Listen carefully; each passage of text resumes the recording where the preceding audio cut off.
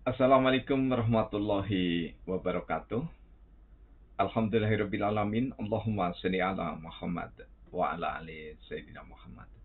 Pemirsa, bersua kembali kita dalam Indarwanto Hikmatologi.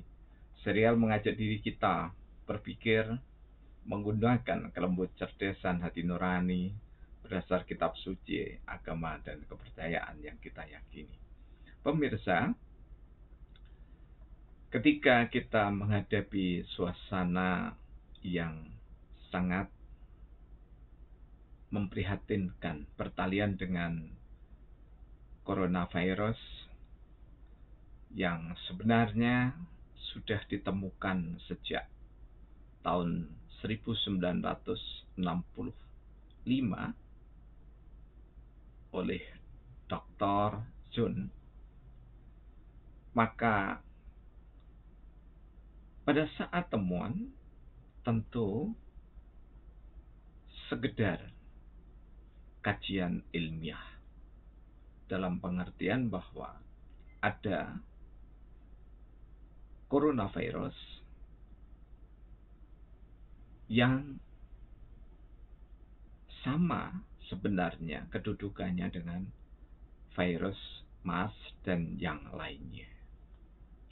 Namun ketika di era milenial saat ini, banyaknya orang yang terserang coronavirus sehingga cukup alasan bagi pemerintah negara manapun untuk mengatakan bahwa ini adalah pandemi. Meski masih tarik ulur di antara para cedik cendekia, apakah endemik atau pandemi, bahkan ada yang mengatakan plandemi. Nah, terlepas dari sejumlah istilah tersebut, coronavirus memang ada, bukan diada-adakan. Keberadaannya tentu menjadikan niscaya kita hadapi dengan ketenangan, kewajaran, supaya secara psikologis semua anak bangsa dunia ini mampu untuk mencari solusi yang terbaik. Dan solusi terbaik itu adalah salah satunya tentu memanfaatkan rahmat Allah Tuhan yang Maha Kuasa. Apalagi di Indonesia, termasuk Brasilia, yang penuh dengan pesona aneka ragam rempah, empon-empon, aneka buah, dan yang lainnya.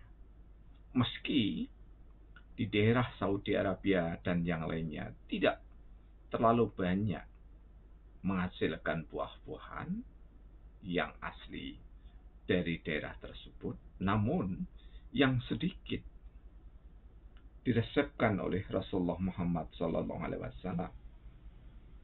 mulai dari air zam-zam yang tidak pernah ada bandingannya di dunia, kemudian minyak zaitun yang sekarang di Amerika sudah sangat melimpah dan juga di benua yang lainnya. Kemudian madu yang ketika zaman Fir'aun baru diproduksi secara besar-besaran ketika zaman itu di daerah Nusantara kita ini. Namun sekarang sudah melimpah di mana-mana budidayanya. Kemudian ada juga korma. Dan lagi-lagi korma, dahulunya hanya kita dapati dari oleh-oleh haji kalau di daerah pedesaan apalagi. Namun sekarang sangat melimpah. Nah, semua itu adalah anugerah nikmat yang sangat istimewa dari Allah Tuhan yang Maha Rahman. Apapun saudara-saudara kita yang beragama lain menyebutnya. Dan semua yang kita sebutkan tadi, yang sedikit dari resep Rasulullah berasal dari Makkah, Madinah, tidak berarti At-Tibun Nabawi itu terbatas pada Makkah Madinah. Namun, kita meyakini sebagai orang beriman, yusabbihu lahum ma fis samawati wal ard, bahwa seluruh yang ada di atas bumi dan di bawah langit itu bertasbih kepada Allah Subhanahu wa taala.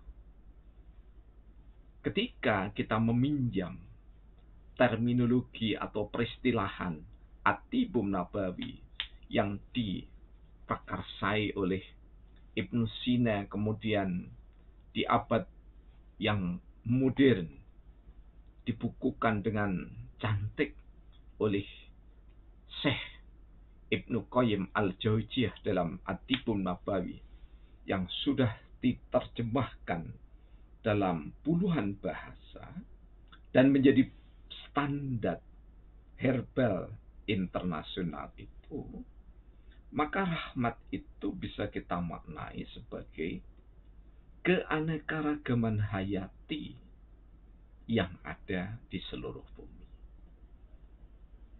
Sehingga ketika 30 Juli kita memperingati International Friendship Day, maka kapanpun kita tetap bersahabat dengan bangsa, suku,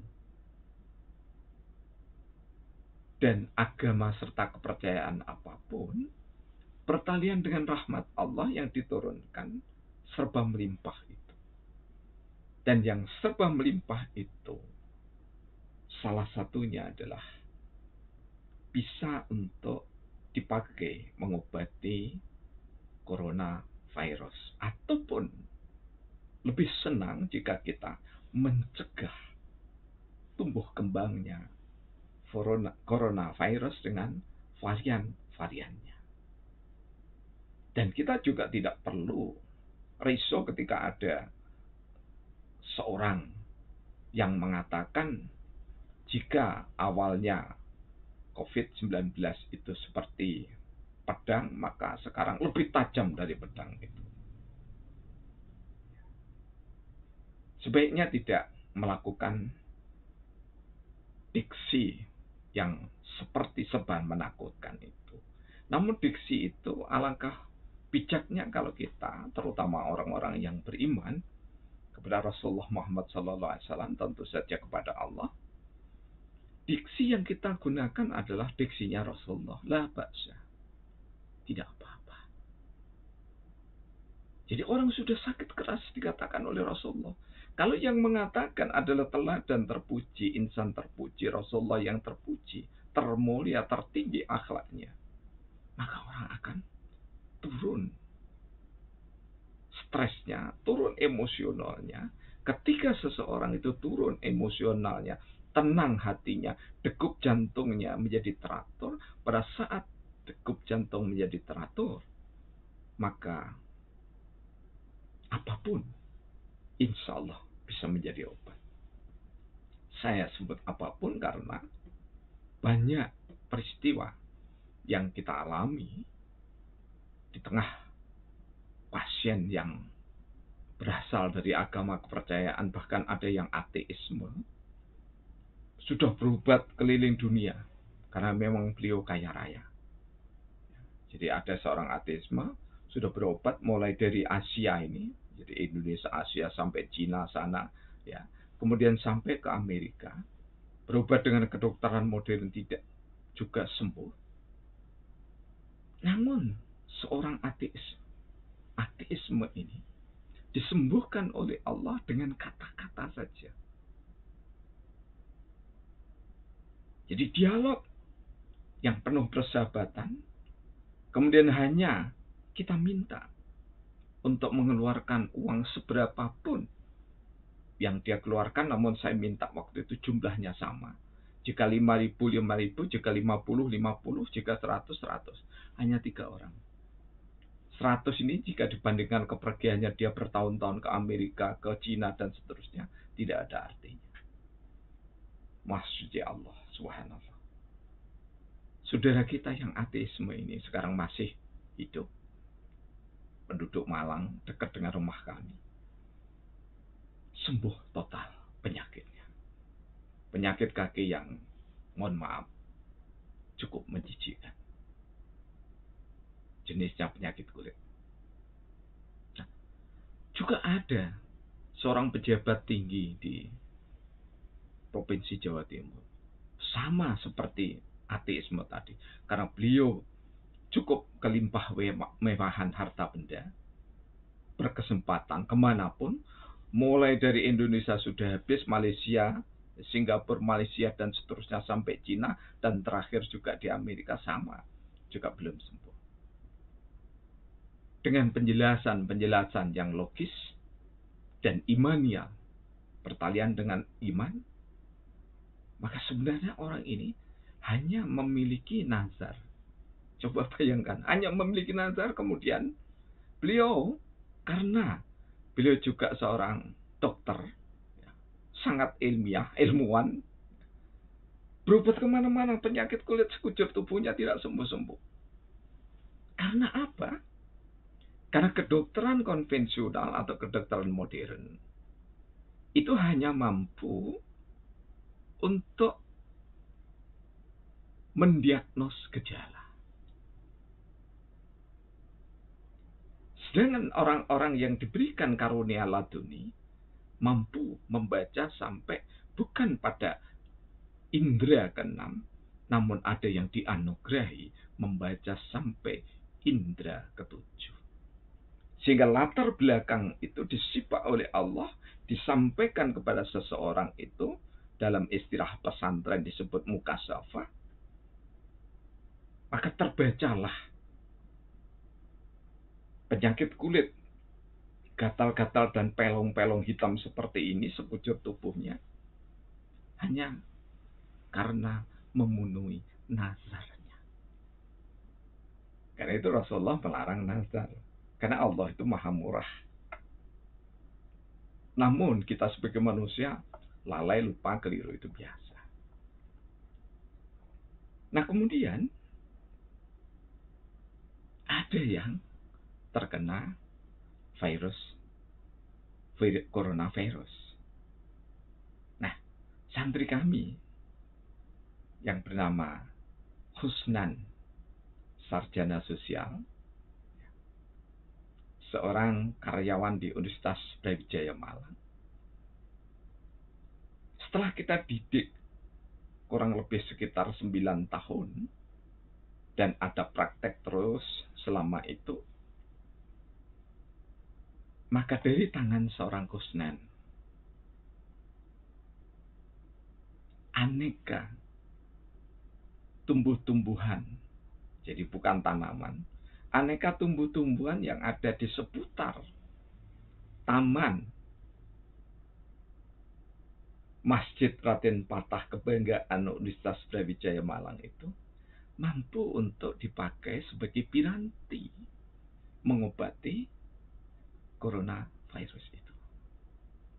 Apa yang disampaikan oleh seorang Husnan yang disuguhkan?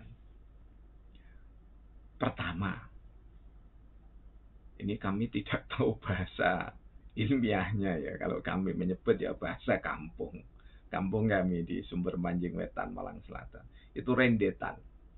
Jadi ada tumbuhan liar itu ya, yang kalau kita terpapas olehnya, maka bunga yang seperti ekor kuda itu akan mengenai kulit kita, menancap. Dan kalau sudah kering, menancap dan tertinggal, agak gatal sedikit. Itu dicabut dengan akarnya. Kemudian yang kedua adalah alang-alang. Nah, ini semua bisa tahu. Alang-alang ini terutama yang muda, tapi yang tua juga tidak apa-apa, dicabut juga dengan akarnya. Kemudian ya kita tambahkan dengan pecut kuda. Jadi dan pecut kuda bisa di googling nanti, saudara-saudara. Ditambahkan dengan empunya kunir dan temulawak. Jika yang tahan karena tidak terlalu pahit, itu semuanya direbus, ya. Bahan-bahan tadi yang kunir dicincang, temulawak dicincang, semuanya direbus. Atau kalau kunirnya diparut sedemikian rupa sama temulawaknya, kemudian hanya diberi air sedikit saja, diminum 3 kali, kurang lebih sekitar 3 sendok ramuan tadi. Kalau digerus sedemikian rupa, dilembutkan sedemikian rupa, hanya dicampur air matang sedikit, maka kurang lebih sekitar 1/4 cangkir, diminum 3 kali sehari. Insya Allah, yang tadinya terkena coronavirus disembuhkan oleh Allah Subhanahu wa taala. Wa nunazzilu minal Qur'an ma huwa shifa wa rahman lil mu'minin.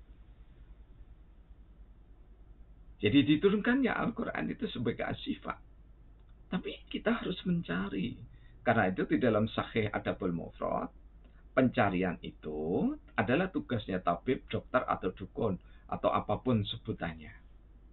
Mencari ramuan-ramuan itu kemudian untuk diberikan kepada pasien. Dan yang bukan ahlinya, jangan mencoba-coba untuk seseorang dijadikan percobaan.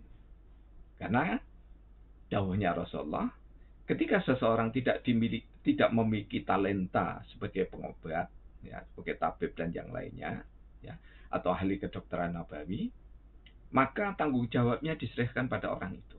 Artinya, itu bukan biridallah, tapi biidnillah. Biidnillah dengan biridallah itu beda. Kalau biridallah, orang itu memiliki talenta atau memiliki proses pembelajaran seperti yang dialami seorang Husnan, ya, Mas Husnan itu. Ya. Kemudian, karena dibimbing oleh guru yang sudah expert, yang berpengalaman, maka didampingi kemudian bisa memilih hak untuk menyalurkan bakatnya, yakni mengobati orang yang sakit.